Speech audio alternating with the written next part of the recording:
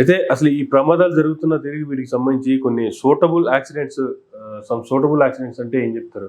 Suitable కాదు, notable accidents. Okay. Notable accidents అంటే చెప్పదలుచుకుంటే చాలా కొన్ని వందలు ఉంటాయి ఇంకో, కానీ ప్రధానంగా చెప్పదలుచుకుంది ఏంటంటే మన ఎయిర్ ఇండియా వాళ్ళకి సంబంధించినటువంటిదే. బోయింగ్ 747 విమానం. ఓకే. జేఆర్డి టాటా గారు ఆయన ఎయిర్ ఇండియాకి చైర్మన్గా ఉన్నప్పుడు ఈ బోయింగ్ 747 సిరీస్ని తీసుకొచ్చారు. Okay. We will treat you like a Maharaja అని, ఆ మహారాజా బొమ్మ సంగీత సంవత్సరం చాలా బాగుండేది. జేఆర్డి టాటా గారు చైర్మన్గా ఉన్నప్పుడు తీసుకొచ్చారు. ఓకే. 1వ తారీఖు జనవరి 1978 డేట్ గుర్తుపెట్టుకో. 1వ తారీఖు జనవరి 1978 టేక్ ఆఫ్ అయినటువంటి బాంబే ఎయిర్పోర్ట్లో టేక్ ఆఫ్ అయ్యి న్యూయార్క్ వెళ్తుంది. అది ఓకే. విత్ ఇన్ 20 minutes లోనే కూలిపోయింది. అది అరేబియా సముద్రంలో కూలిపోయింది. ఓకే. ఒక్కళ్ళు కూడా బతకలేదు, అందరూ చనిపోయారు. మంచి ఎక్స్పీరియన్స్డ్ పైలట్స్. ఓకే. మరి దాని తర్వాత అంటే ఇన్ని సంవత్సరాలు అయిపోయిన తర్వాత నాకు మటుకు ఆడే గుర్తుండేది వస్తుంది. దాని కారణాలు ఏంది, దాని బ్లాక్ బాక్స్ ఏం చెప్పింది సంగతి నాకు కూడా అలా గుర్తుంది. నువ్వు ఎలా గుర్తుంటాయి కానీ నాకు ఆ డేట్ ఎందుకు గుర్తుందంటే మా కాలేజీ తరఫున మేము టూర్కి వెళ్ళాం.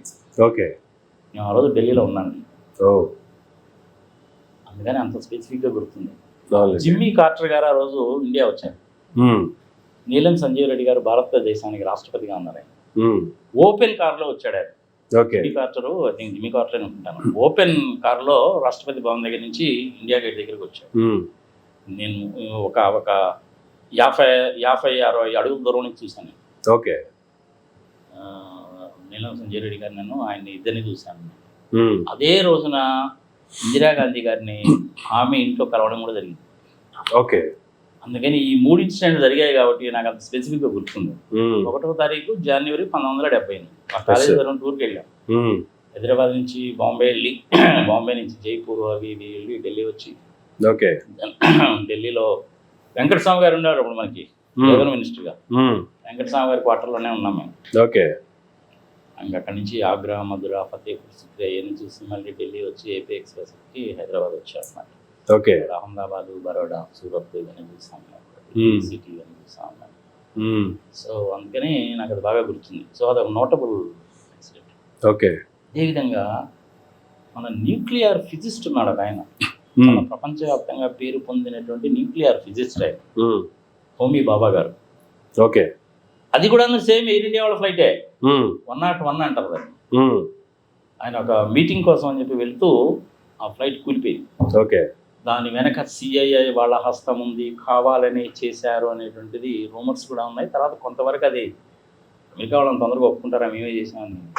ఆయన అనుకున్నట్టయితే భారతదేశంలో ఈ న్యూక్లియర్ ఎనర్జీలో కానీ లేకపోతేనేమో అంతరిక్షానికి సంబంధించిన దాంట్లో ఎక్కడికో వెళ్ళిపోతారు వీళ్ళు, వీళ్ళని ఎలాగైనా అణగదొక్కాలి అన్నటువంటి ఒక కుట్రపూరితమైనటువంటి దాంతో చేశారు అని చెప్పారు అన్నమాట. ఇది వింటర్ సీజన్ కదా, అది ఆ మంచు పర్వతాలు కూరుకుపోయింది, అందరూ చనిపోయారు. అంటే ఒక్క మనిషి మీద కక్షతోటి కొన్ని వందల మందిని చంపేసినట్టుగా. అంతే కదా. ఏమో ఆయన కనుక నిజంగానే బతుకుంటే ప్రపంచానికి ఎంతమంది చేసేవాడు మనకు తెలియదు కదా. సో ఇది ఒక యాక్సిడెంట్. ఇది అదేవిధంగా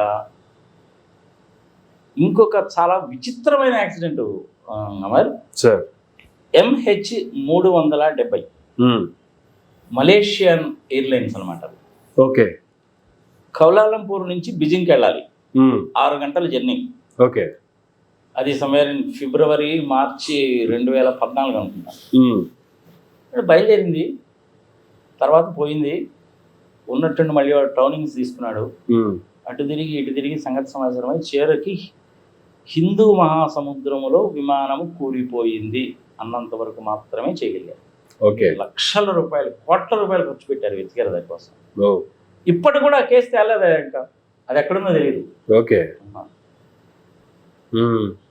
ఇంతవరకు తేలేదు. ఇంత మనం ఆర్టిఫిషియల్ ఇంటెలిజెన్సీ అని, క్లౌడ్ కంప్యూటింగ్ అని, బిగ్ డేటా అని, మిషన్ లెర్నింగ్ అని, పాడు పచ్చిపదలు చాలా మాట్లాడుకుంటాం కదా. ఆ విమానం అనేది ఇంతవరకు దొరకలా. దొరకకుండా పోయేటువంటి సమస్య ఉండదు అసలు యాక్చువల్గా. కానీ ఈ ఒక్క విషయంలో ఇప్పటి వరకు కూడా తేలేదా. ఓకే. ఈ నోటబుల్ యాక్సిడెంట్ అన్నమాట. అదేవిధంగా టెనరిఫే అని, కరెక్ట్గా ఎయిర్పోర్ట్ పేరేదో గుర్తులేదు నాకు, అది టెనరిఫేలో ఉండాలి. అది కూడా చాలా పెక్యులర్ యాక్సిడెంట్ అది. ఓకే. అదేమైందంటే పెనాం వాళ్ళది, కేఎల్ఎం వాళ్ళది రెండు కూడాను బోయింగ్ 747 విమానాలే. ఓకే. అవి రెండు కూడాను వేరే ఎయిర్పోర్ట్స్లో దిగాలి. ఆ ఎయిర్పోర్ట్స్లో బాంబు దాడులు జరిగాయని, అన్రెస్ట్ ఉందని, పేలుళ్ళు జరిగాయని ఆ విమానాలన్నింటినీ కూడాను ఈ ఎయిర్పోర్ట్కి డైవర్ట్ చేశారు. ఓకే. ఈ టెనరిఫ్ ఎయిర్పోర్ట్, ఐలాండ్స్ ఎయిర్పోర్ట్కి డైరెక్ట్ చేశారు.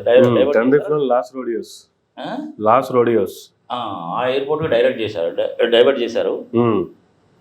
సరే, అది చిన్న ఎయిర్పోర్ట్, అది ఇంత పెద్ద పెద్ద విమానాలని హ్యాండిల్ చేయగలదు కానీ ఎక్కువ విమానాలను హ్యాండిల్ చేయలేదు అది. ఓకే. అక్కడ ఏమైందంటే ఆ పైలట్స్ మధ్య ఉండే కమ్యూనికేషన్ గ్యాప్లో పెనాం వాడిని మీరు ఆ రన్వే నుంచి ఈ పార్కింగ్ స్లాట్లోకి వచ్చి పార్క్ చేసుకోండి అని చెప్పారు. ఓకే. వాడు ఆ రన్వే నుంచి ఈ మధ్యలో ఉండే రన్వే మీదుగా అటు వెళ్ళాలి. కేఎల్ఎం వాడికి ఏం చెప్పారంటే వాడు ఎనిహో వెళ్ళిపోతాడారా బాబు, నువ్వు టేకాఫ్ చేసేది అన్నారు. ఓకే. అందుకని వీడు ఏం చేశాడంటే రన్వే మీదకి వచ్చి టేకాఫ్ చేశాడు. స్పీడ్గా వెళ్ళాలి కదా, చెప్పే కదా నీకు 250, 270, 300 కిలోమీటర్లకు అయితే కానీ నువ్వు టేకాఫ్ చేయలేవు. రెండు బోయింగ్ 747 సార్.